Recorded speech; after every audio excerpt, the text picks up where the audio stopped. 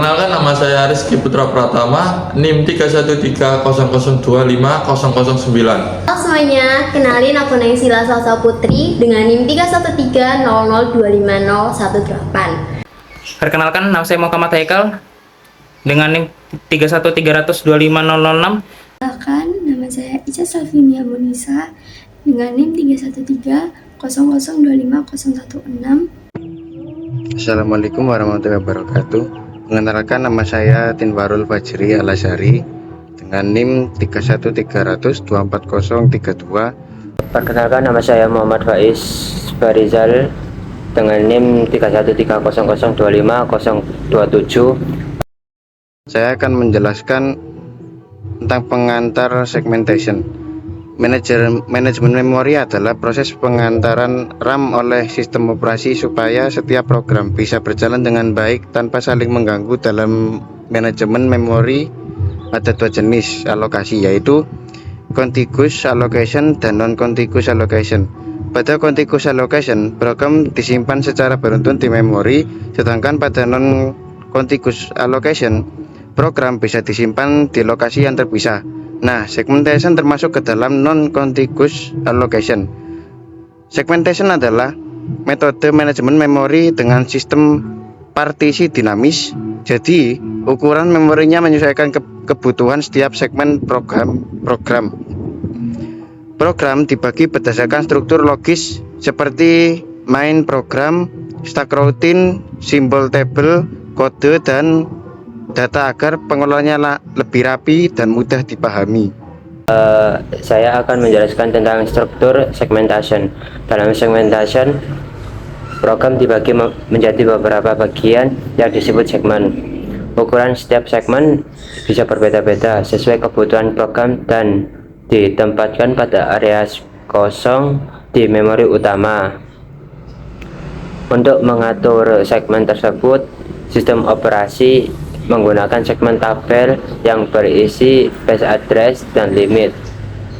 Base address adalah alamat awal segmen di memori fisik, sedangkan limit adalah batas maksimum ukuran segmen.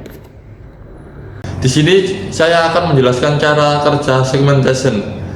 Segmen number menunjukkan segmen yang ingin diakses, sedangkan offset menunjukkan posisi data di dalam segmen. CPU akan menerjemah logika address menjadi physical address dengan cara menambah base address dan offset.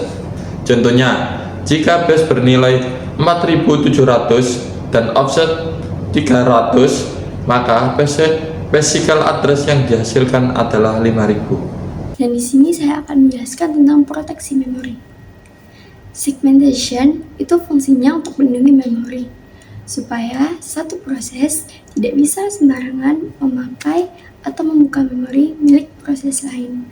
Sistem operasi akan mengecek apakah data yang diakses masih sesuai batas memori yang diizinkan atau tidak.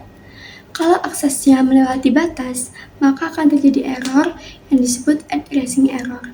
Setelah itu, CPU akan memberi sinyal error, contohnya seperti segmentation fault. Selain itu, setiap bagian memori juga punya akses masing-masing. Misalnya, hanya boleh dibaca, ditulis, atau dijalankan. Di sini kita akan membahas tentang memory sharing dan implementasinya. Segmentation mendukung memory sharing, yaitu beberapa proses bisa menggunakan segmen yang sama sehingga penggunaan RAM menjadi lebih hemat. Contohnya adalah sharing library seperti file DLL di Windows atau .so di Linux. Pada arsitektur Intel x86, segmentation juga digunakan melalui Global Descriptor Table atau GDT dan segmen register seperti GS, DS, dan SS. Akan menjelaskan tentang kelebihan, kekurangan, dan perkembangan modern.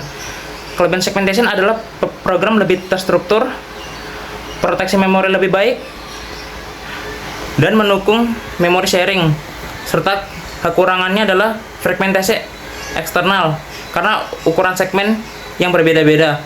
Pada sistem operasi modern, hacking lebih sering digunakan karena lebih efisien. Meskipun begitu, segmentation masih tetap digunakan seperti proteksi memori dan kompatibilitas arsitektur.